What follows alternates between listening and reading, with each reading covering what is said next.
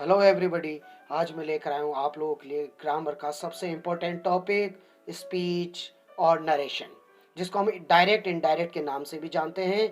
आज हम हमारे इस नरेशन पार्ट 1 में जानेंगे डायरेक्ट से इनडायरेक्ट में चेंज करने के इम्पोर्टेंट रूल्स के बारे में, और लास्ट में हम लेंगे कुछ इम्पोर्टेंट एग्जाम्पल्स भी।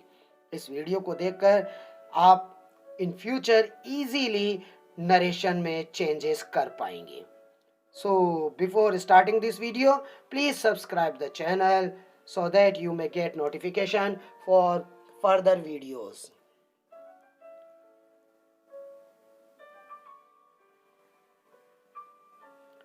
Let's start. नरेशन, जिसको हम रिपोर्टेड स्पीच के नाम से भी जानते हैं, इसे डायरेक्ट एंड इनडायरेक्ट दो भागों में बांटा जाता है। If we talk about direct speech, in direct speech we convey the message of the speaker to another person in his own actual words without any change. Direct speech के दौरान हम दो लोगों की बातचीत को जब किसी अनदर पर्सन के सामने रखते हैं तो वर्ड्स वही यूज करते हैं जो बात करते समय यूज किए गए थे, जबकि in indirect speech we convey the message of the speaker to another person in our own words. The words are not presented in the exact manner. Indirect speech में हम जब दो लोगों की बात को किसी और पर्सन के सामने रखते हैं, या यूं कहें कि हम बताते हैं किसी बात को किसी और को, तो वहां वर्ड्स हमारे खुद के भी ऐड हो जाते हैं। जहां स्पीकर में यानी कि आई यूज कर रहा होता है, हम उस पर्सन के लिए ही और शी यूज करने लग जाते हैं।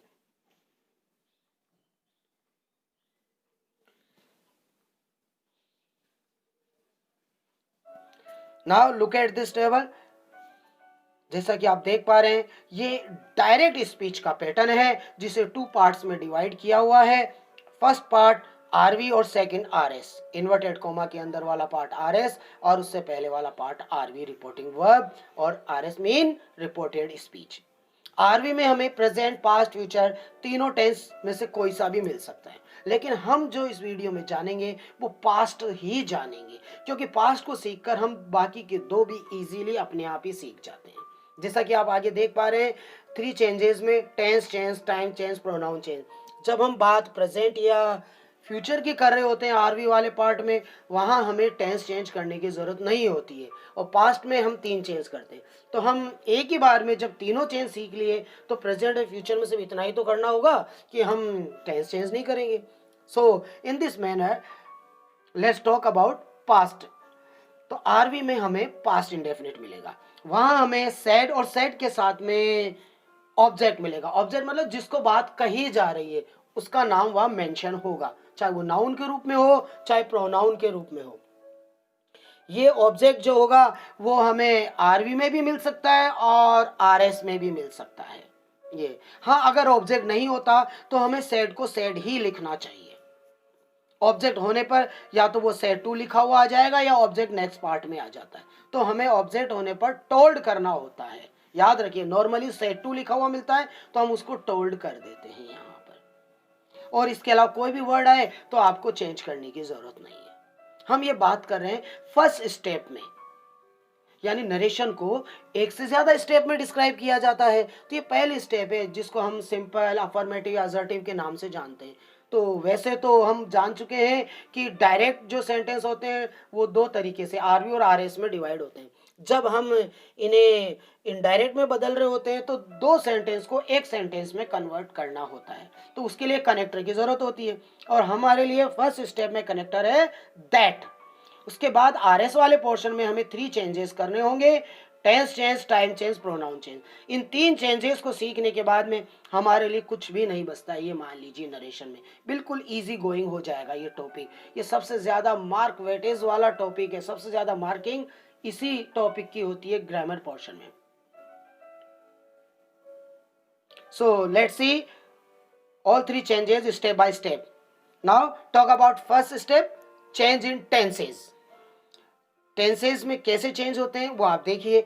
अगर आपको आरएस में फर्स्ट फॉर्म ऑफ वर्ब मिलती है तो हम उसे चेंज कर देते हैं सेकंड फॉर्म ऑफ वर्ब में। हमें इजेमार मिलते हैं तो हम उसे चेंज कर देते हैं वॉजवर में, हैजेव को हेड में, कैन को कुड में, मे को माइट में, डू डज जिसके साथ में नोट यूज होगा उसे डिड नोट में, मस्ट को हैड टू में। यहां तक का ये पूरा प्रेजेंट टेंस है जिसे हमने पास्ट में चेंज करना होता है। फिर सेकंड फॉर्म ऑफ वर्ब जो पास्ट इंडेफिनिट में आती है उसे हम had plus third form of verb में, यानी पास्ट इंडेफिनिट को हमने पास्ट परफेक्ट में चेंज करना होता है। वॉज वर पास्ट कंटिन्यूस होता है, इसको हम पास्ट परफेक्ट कंटिन्यूस में जहां हमें लगाना होता है हैड बीन उसमें चेंज कर देंगे। डिड के साथ always first form of verb आती है जिसे हम हेड प्लस वर्ब की थर्ड फॉर्म में चेंज कर देते हैं। और फ्यूचर की बात करें तो शैल विल को आप वुड में चेंज कर दीजिए। कभी कभी आप इनडायरेक्ट में भी आई और वी यूज करते हैं एज अ सब्जेक्ट, तो वहां शुड जरूर हो जाता है, लेकिन वो आप पर है कि आप इस चीज को ध्यान रखें कि शैल विल मोस्टली वुड में ही चेंज होंगे आपके। Now talk about next change, change in time. जैसा कि मैंने कहा कि दो लोगों ने बात की होती है उसे किसी और को बताया जाता है तो समय तो वैसे ही बदल गया, अब वो जो बात हुई वो बताते समय पास्ट हो जाती है, तो ऐसे जो चेंजेस है टाइम के वो हो जाते हैं।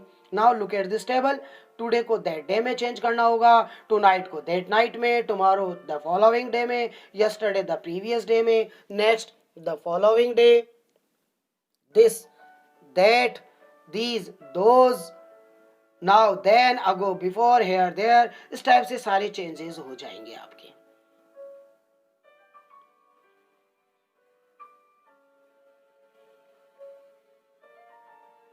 Now look at the next table, change in pronoun. Change in pronoun को आप एक सिंपल से मेथड से इजीली समझ सकते हैं, जिसमें मैंने वर्ड यूज किए हैं सन अपॉन 123। यहाँ सन 3 वर्ड्स को रिप्रेजेंट करते हैं, S mean subject, O mean object and N means no change. और 1 2 3 ये क्या है, ये पर्सन्स है। As we know there are 3 persons, first person, second person, third person.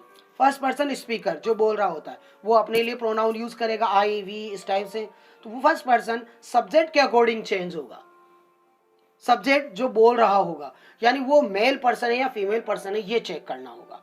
ऐसे ही सेकंड पर्सन लिसनर जो सुन रहा है वह ऑब्जेक्ट के अकॉर्डिंग चेंज होता है। यहाँ हम वर्ड देखते हैं यू योर, इसको हम ऑब्जेक्ट के अकॉर्डिंग चेंज करेंगे, जाके चेक करेंगे कि ऑब्जेक्ट के प्लेस पे यानी जो लिसनर है वो कौन है, कोई मेल पर्सन है या फीमेल पर्सन है।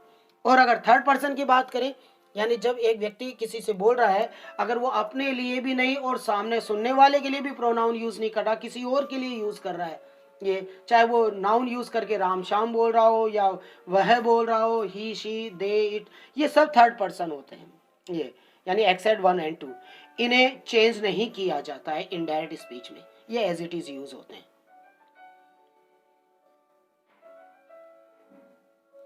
Now to understand more better pronoun change, just look at this table. हम यहाँ कुछ टेबल्स यहाँ लेंगे जिनके जरिए हम प्रोनाउन चेंज और भी इजीली समझ पाएंगे। जैसे कि ये फर्स्ट टेबल है आपकी, जिसमें हम देख रहे हैं फर्स्ट पर्सन के अंदर हमें आई, माई, मी ये वर्ड्स मिलेंगे। तो आई, माई, मी ये आपको कहाँ मिलेंगे, ये आर एस वाले पोर्शन में मिलेंगे। अब आपको आरवी वाले पोर्शन में सब्जेक्ट को जाके चेक करना है कि वो मेल पर्सन है या फीमेल, और उसके अकॉर्डिंग वो ही इज हिम या फिर शी हर में चेंज हो जाएगा। ऐसे ही अगर आप सेकंड पर्सन की बात करते हैं तो आप इस सेकंड टेबल को देख लीजिए, जहां आपको प्रोनाउन मिलेंगे यू, योर, यू। और इस बार हम चेक किसको करेंगे, ऑब्जेक्ट को जाके, वहां मेल पर्सन है या फीमेल पर्सन है, और उसी तरीके से हम यहाँ चेंजेस कर देंगे, ही इज हिम और शी हर में।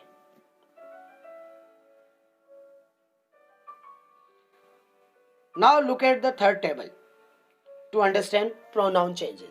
देखिए कभी कभी क्या होता है, हमें प्लूरल फॉर्म मिलती है, तो प्लूरल में तो हम ही शी यूज कर नहीं सकते, तो प्लूरल फॉर्म में जैसे कि आपके सामने वर्ड्स है वी आर अस, जैसे ये वर्ड्स आते हैं हम इन्हें प्लूरल फॉर्म में ही रखेंगे लेकिन थर्ड पर्सन में चेंज कर देंगे, और वो हो जाएंगे दे, देयर, देम, इस टाइप से चेंज हो जाएंगे। वी का दे हो जाएगा, आर का दे हो जाएगा, अस का देम। ध्यान रखिए जो भी टेबल आपको समझाई जा रही है उसमें हम लेफ्ट टू राइट ही चेंज देख रहे हैं, उल्टा चेंज मत कर देना। ये यहाँ ये भी देखना होगा, अगर आरवी और आरएस दोनों में अगर फर्स्ट पर्सन है तो फिर चेंजेस नहीं होंगे, क्योंकि वो दोनों ही फर्स्ट पर्सन रहेंगे, तो फिर आप थर्ड पर्सन कैसे बनाएंगे उसको। Now look at this one more table.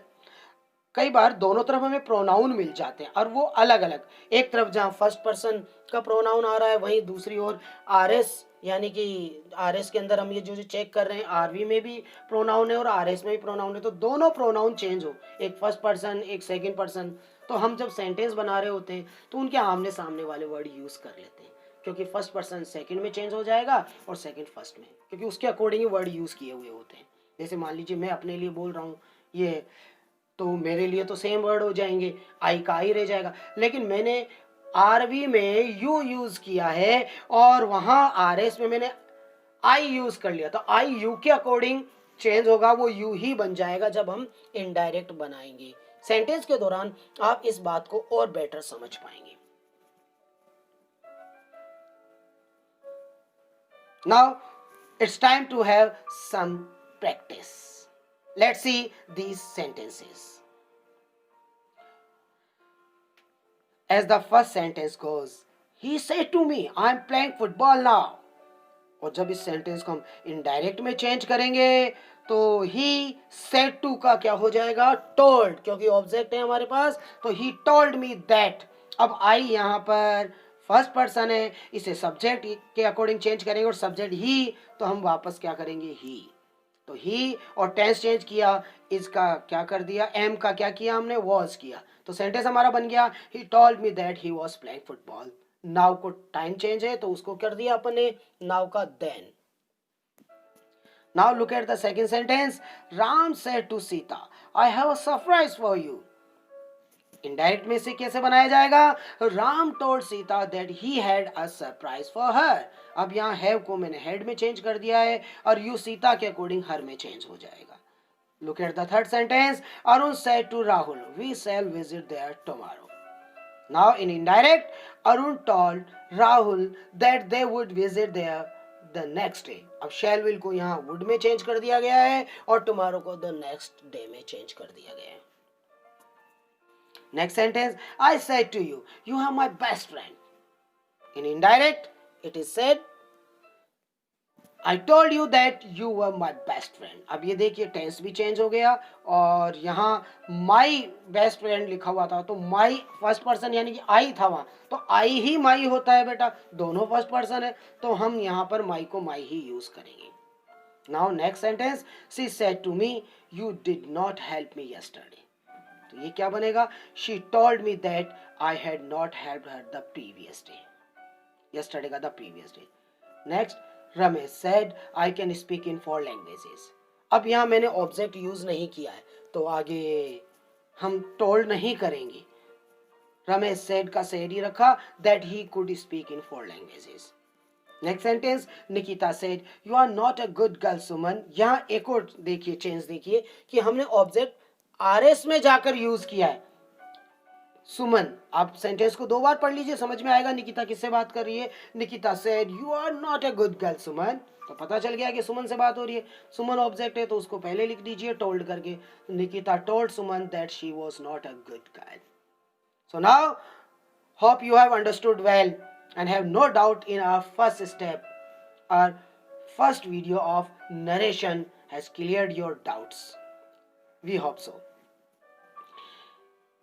Next video में हम इसकी नेक्स्ट स्टेप इंटेरोगेटिव सेंटेंसेस के बारे में पढ़ेंगे। So students, let's end this video. Thank you.